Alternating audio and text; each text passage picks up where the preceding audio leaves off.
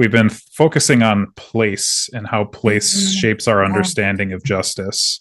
And I think something that a lot of people may not realize is that the places we live are largely influenced by decisions that were made at this point Mhm. now, like 100 years ago and even Mhm. more. I Yep. wonder if you can kind of talk a little bit about introducing what some of those decisions were in the context of your work. Gosh, that is a huge question, and you just sent my brain spinning. I'll just be frank that we didn't actually talk through the questions before, which is good in terms of conversation.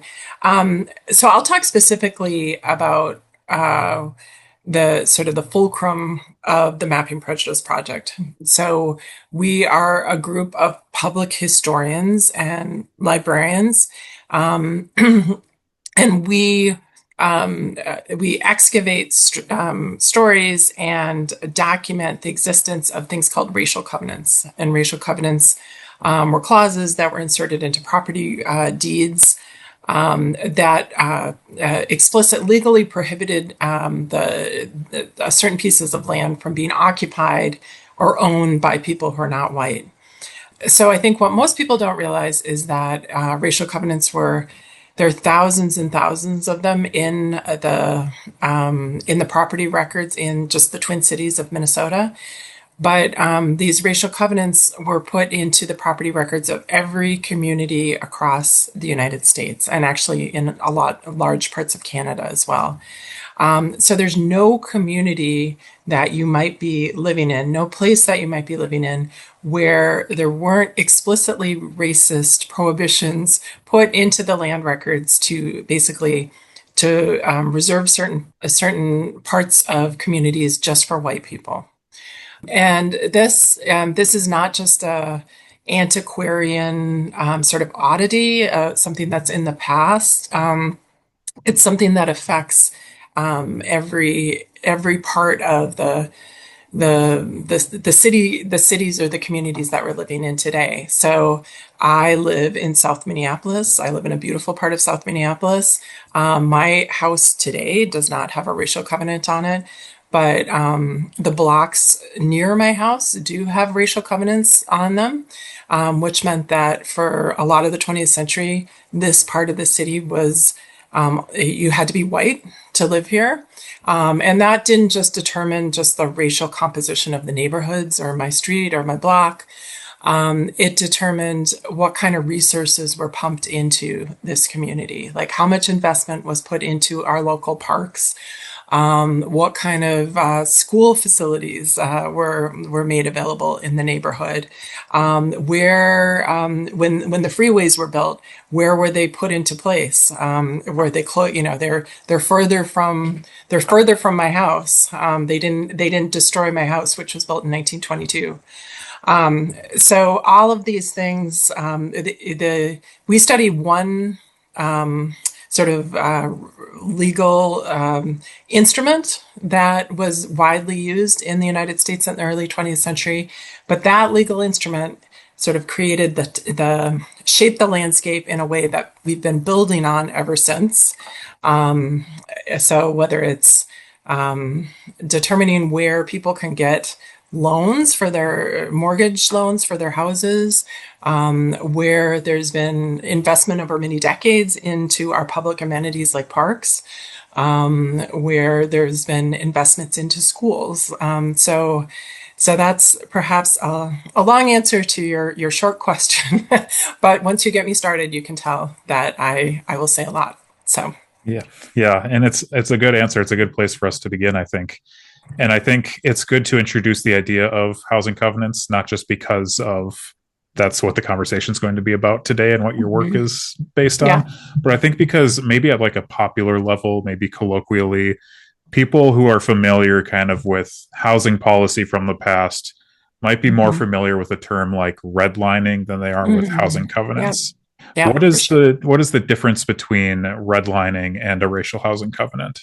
Right. I'm so glad that you brought that up because people often come to us and say, "Oh, you're the redlining project, right?" And we say, "Well, we study something that's definitely very close to, that's very integrated, very connected to redlining, but it's not redlining." So racial covenants were, private, legal. There were clauses that were inserted into property records, and they were actually used. We've some other researchers in other parts of the country have found them even early in the 19th century. They became really popular in all American cities in the late 19th and early 20th century. And they were really like extremely widespread here in the Twin Cities in the 1920s. They changed the urban landscape. They segregated what had previously been not a segregated city. They pushed Black people into certain neighborhoods. Then in the 1930s, when the global economy collapsed, and especially people started, there were mass foreclosures, people were losing their housing. One of the things the federal government decided to do was to make massive investments to support home ownership. And so they started putting aside big pots of money to support home lending, right? But as they were creating those policies, those programs, they had to determine, okay, where are we going to lend money? What kind of neighborhoods are we going to lend money in? Who are we going to give the money to? So one of the things that they did is they commissioned real estate professionals and appraisers all over the country to go out into communities and to map the areas that were safe investments and the areas that were not safe investments. And one of the criteria that they used was, were there racial covenants in place in those communities? So if a community had a racial covenant, it got a high rating. If it didn't have any racial covenants, and if there were a lot of people of different races, among other factors, living in a community, it was redlined. So racial covenants are like the foundation that redlining was built on. But racial covenants came first, and then redlining sort of compounded the harm that was done by racial covenants because the redlining process, the redlining maps, sort of said, if you don't have a racial covenant, your neighborhood and your home is worth less, and that had all kinds of cascading intergenerational implications because it meant that people couldn't get mortgages to buy a house in an area that didn't have racial restrictions on it. It meant that since it was harder to get a mortgage in a house in that neighborhood, in the neighborhoods that were redlined, property values were depressed, and so on and so forth. And so even though redlining has long been illegal, now today people talk about redlining. They use it as sort of a shorthand to describe a whole constellation of discriminatory policies, whether it's real estate steering, sometimes racial covenants,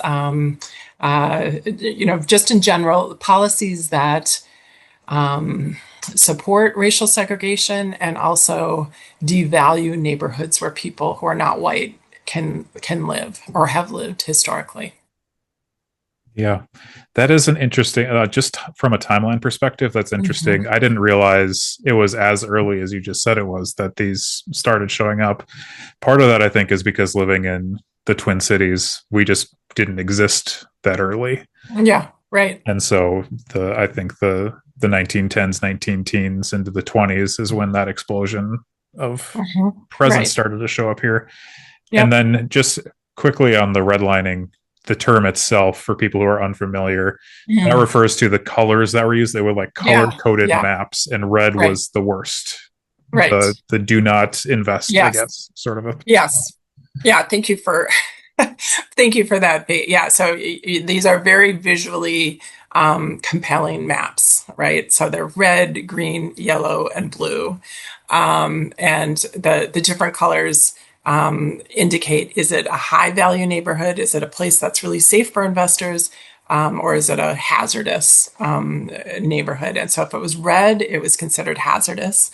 And if it was blue or green, that was a place that it was considered safe for investment.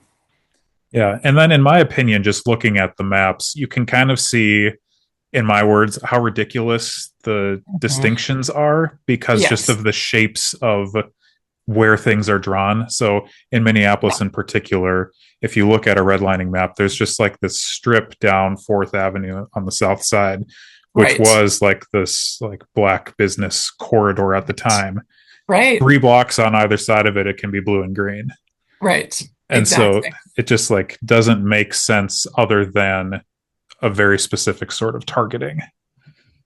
Well, and if you want more additional proof of the logic that's used to make those decisions, read the descriptions, the area descriptions. So if you look at you can go to Mapping Inequality, which is this website that has digitized all the redlining maps for communities across the country, and you can click on click on the different neighborhoods, or like the red areas or the blue areas in different cities, and it will say why they ranked it in such a way. And so in Minneapolis and St. Paul, race is almost not 100% of the time, but it's almost always mentioned. The racial characteristics of the people who live there is considered a major factor in whether it's a safe for investment neighborhood or a hazardous neighborhood.